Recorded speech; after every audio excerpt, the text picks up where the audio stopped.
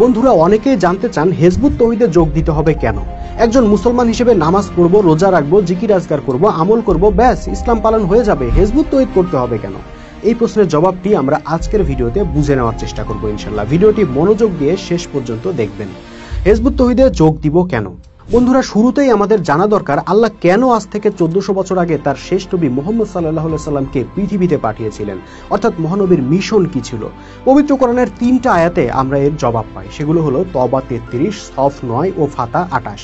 এই আয়াতগুলোতে আল্লাহ বলেছেন তিনি রাসূলকে হেদায়া ও সত্য দিন দিয়ে এই জন্য পৃথিবীতে প্রেরণ করেছেন যে রাসূল সাল্লাল্লাহু আলাইহি সাল্লাম যেন পৃথিবীর অন্য সমস্ত দিনের উপর আল্লাহর দেওয়া দিনকে বিজয়ী করেন, প্রতিষ্ঠা করেন।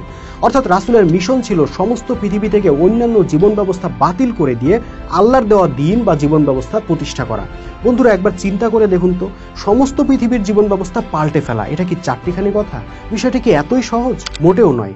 আসলে এত বড় ও বিশাল মিশন বাস্তবায়ন করা কোনো ব্যক্তির একার পক্ষে সম্ভবই নয়। তাই ইতিহাসে পাই আল্লাহ রাসূল সাহাবীদেরকে নিয়ে একটা সংগ্রামী জাতি তৈরি করেছিলেন, যাদের দায়িত্ব ছিল রাসূলের মিশন বাস্তবায়ন করা, অর্থাৎ পৃথিবীর অন্য সমস্ত জীবন বিধানের উপর আল্লাহর দেওয়া দিনকে প্রতিষ্ঠা করা। বাস্তবে কি সেই জাতি অর্থাৎ সাহাবীরা সংগ্রাম করে অর্ধ পৃথিবীতে আল্লাহর দিন প্রতিষ্ঠা করেছিল।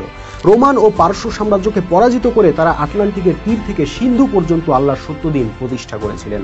আপনি কি জানেন সেটা সম্ভব হয়েছিল কিভাবে?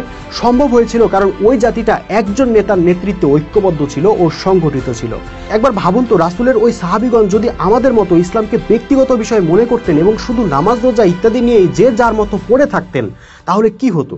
খুব সম্ভবত ইসলাম মক্কায় আবির্ভূত হয়ে মক্কা থেকে বিদায় নিয়ে নিত, সমস্ত পৃথিবীতে আর বিস্তৃত হতে পারত না। তাই নয় কি? দেখুন, এখানে প্রশ্ন আসে ইসলামকে আপনি কোন নজরে দেখবেন। আপনি যদি ইসলামকে অন্যান্য ধর্মের মতো শুধুই একটি উপাসনা সর্বস্ব ধর্মবিশ্বাস মনে করেন, তাহলে সেটার জন্য ঐক্যবদ্ধ হওয়ারও প্রয়োজন নেই, সংগঠন বা আন্দোলনে যুক্ত হওয়ারও প্রয়োজন নেই। ব্যক্তিগতভাবে ঘরে বসে বা মসজিদ মাদ্রাসায় বসেই ওই ইসলাম পালন করা সম্ভব।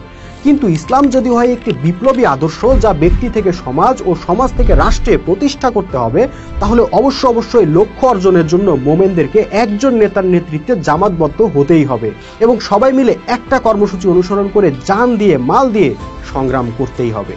সেজন্যই পবিত্র কোরআনে আল্লাহ মোমেনদেরকে বারবার ঐক্যবদ্ধ হওয়ার নির্দেশ দিয়েছেন, নেতার আনুগত্যের নির্দেশ দিয়েছেন এবং জানমাল দিয়ে সংগ্রাম করার নির্দেশ দিয়েছেন।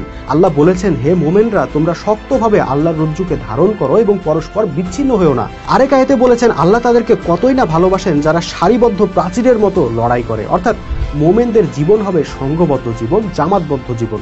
আর সংঘ, সংগঠন বা জামাত মানেই কিন্তু তার একজন নেতা থাকতে হবে। সেই নেতার নির্দেশ সংগঠনের সবাইকে মেনে চলতে হবে।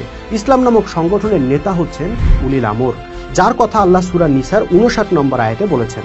আল্লাহ বললেন, তোমরা আনুগত্য করো আল্লাহর, আনুগত্য করো রাসূলের ও আনুগত্য করো তোমাদের উলিল আমরের বা আদেশ দানের অধিকারীর। খেয়াল করুন, আল্লাহ তার নিজের আনুগত্য ও রাসূলের আনুগত্যের সাথে উলিল আমর বা নেতার আনুগত্যের কথা বললেন, সমান গুরুত্ব দিলেন। তো আপনি যদি ঘরে বসে শুধু নামাজ রোজা জিকির আজকারকে ইসলাম বলে মনে করেন, তাহলে এই আয়াতটা কিভাবে বাস্তবায়িত হবে? আবার দেখুন হাদিসে রাসূল সাল্লাল্লাহু আলাইহি ওয়াসাল্লাম কি বলছেন, যদি কোনো হাবশী কৃতদাসকেও তোমাদের নেতা বানিয়ে দেওয়া হয় যার মাথা কিসমিসের মতো, তাহলেও তোমরা তার আনুগত্য করবে। অর্থাৎ দিন প্রতিষ্ঠার সংগ্রামে বোধ বুদ্ধিহীন কোনো ব্যক্তিও যদি আমির নিযুক্ত হন, মোমেনরা তার আনুগত্য করতেও বাধ্য থাকবে। কোনো অজুহাতেই আনুগত্য থেকে বিচ্ছিন্ন হতে পারবে না, অর্থাৎ সাংগঠনিক জীবন থেকে বের হতে পারবে না। বন্ধুরা, কোরআন ও হাদিসে এত স্পষ্ট বক্তব্য থাকার পরও কেউ কি বলতে পারে আমি শুধু ব্যক্তিগতভাবে ধর্মকর্ম করে জান্নাতে চলে যাব? কখনোই নয়। মোমেন হতে হলে অবশ্যই তাকে জামাতবদ্ধ হতেই হবে। মোমেনদের একজন ইমাম থাকবেন ও তার নিযুক্ত আমিরগণ থাকবেন, তাদের আনুগত্য করতেই হবে এবং ঐক্যবদ্ধভাবে দিন প্রতিষ্ঠার সংগ্রাম করতেই হবে। আর এই ঐক্যবন্ধনী থেকে কেউ যদি এক বিগত দূরে সরে যায়, বিচ্ছিন্ন হয়ে যায়, তাহলে তার গলদেশ থেকে ইসলামের রশি খুলে যাবে। না বন্ধুরা, এটা আমাদের মন গড়া কোনো কথা নয়, স্বয়ং রাসূল সাল্লাল্লাহু আলাইহি ওয়াসাল্লামের কথা। তিনি বলেন, আল্লাহ আমাকে 5টি কাজের আদেশ দিয়েছেন, আমি তোমাদেরকে সেই 5টি কাজের আদেশ দিয়ে যাচ্ছি। জামাতবদ্ধ হও, নেতার নির্দেশ শোনো, নেতার নির্দেশ মানো, হিজরত করো, জিহাদ করো। যে বা যারা এই ঐক্যবন্ধনী থেকে এক বিগত দূরে সরে যাবে, তাদের গলদেশ থেকে ইসলামের রশি খুলে যাবে।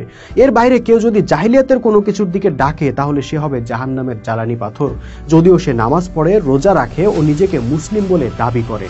বন্ধুরা, এবার বলুন তো, আপনি কি জামাতবদ্ধ? আপনার ইমামকে আপনি কার আনুগত্য করেন? কার নেতৃত্বে দিন প্রতিষ্ঠার সংগ্রাম করেন? আছে কোনো উত্তর? অথচ সাহাবীদেরকে জিজ্ঞেস করলে সহজেই এসব প্রশ্নের উত্তর পাওয়া যেত। তারা সর্বদা জামাতবদ্ধ ছিলেন, সবসময় তাদের একজন ইমাম বা নেতা ছিল, তারা সেই ইমামের আনুগত্য করতেন এবং সেই ইমামের নেতৃত্বে দিন প্রতিষ্ঠার জেহাদ করতেন। কোনো সাহাবী একথা বলতেন না ঘরে বসে বসে শুধু নামাজ পড়েই, রোজা রেখেই বা জিকির আজগার করেই আমরা জান্নাতে চলে যাব। আমি আজকে কোরআনের আয়াতও বললাম, হাদিসের কথাও বললাম, এরপরও কি আপনি বলবেন ইসলাম ব্যক্তিগত বিষয়? এখনো যারা ইসলামকে ব্যক্তিগত বিষয় মনে করবেন, আসলে তাদের ব্যাপারে আমাদের আর কিছু বলার নাই। কিন্তু যিনি ইসলামের লক্ষ্য উদ্দেশ্য বুঝতে পেরেছেন, যিনি ইসলামকে রাষ্ট্রীয় জীবনে প্রতিষ্ঠা করতে চান, তাকে অবশ্যই মোমেনদের জামাতে জামাতবদ্ধ হতেই হবে, মোমেনদের ইমামের হাতে বায়াত নিতেই হবে, তার আনুগত্য করতেই হবে এবং জানমাল দিয়ে সংগ্রামে অংশগ্রহণ করতেই হবে। বন্ধুরা, মোমেনদের সেই জামাতি হলো হিজবুত তৌহিদ, আর হিজবুত তৌহিদের ইমাম জনাব হোসাইন মোহাম্মদ সেলিমি হলেন এ যুগের উলিল আমর, যিনি ইসলামকে রাষ্ট্রীয়ভাবে প্রতিষ্ঠার সংগ্রামে নেতৃত্ব দিচ্ছেন, যিনি ছড়িয়ে ছিটিয়ে থাকা মোমেনদেরকে ডাক দিয়েছেন তৌহিদের ভিত্তিতে ঐক্যবদ্ধ হয়ে জানমাল দিয়ে দিন প্রতিষ্ঠার সংগ্রামে অংশ নিতে, যিনি আল্লাহর পক্ষ থেকে প্রতিটা মুহূর্ত সাহায্য পাচ্ছেন, বিজয় পাচ্ছেন। আপনি প্রশ্ন রাখতে পারেন, এত নেতা থাকতে উনার হাতেই কেন বায়াত নিব? জবাবে বলতে চাই, ভাই, এতদিন সবার বক্তব্য তো শুনেছেন, সবার কাজও দেখেছেন, আচরণও দেখেছেন, দৃষ্টিভঙ্গিও দেখেছেন। এবার ভালোভাবে একটু হিজবুত তৌহিদের ইমামের দিকে তাকান, উনার বক্তব্য শুনুন, উনার কার্যক্রম দেখুন, দৃষ্টিভঙ্গি পর্যবেক্ষণ করুন, তাহলে আপনি নিজেই বুঝতে পারবেন কেন তিনি অনন্য, কেন তাকে বলা হচ্ছে আল্লাহর মনোনীত ইমাম। বন্ধুরা, তার বিপ্লবী ডাক আজ আপনাদের কাছে পৌঁছে গেছে, সুতরাং আর দেরি না করে আসুন আজই আমরা ঐক্যবদ্ধ হয়ে যাই। তারপর আল্লাহর মনোনীত ইমামের নেতৃত্বে আখেরি নবীর উম্মত হিসেবে সত্য দিন প্রতিষ্ঠার জন্য জানমাল দিয়ে সংগ্রাম শুরু করি। আল্লাহ সকল সত্যনিষ্ঠ মানুষকে মোমেনদের জামাতে জামাতবদ্ধ হবার তৌফিক দান করুন। আমিন।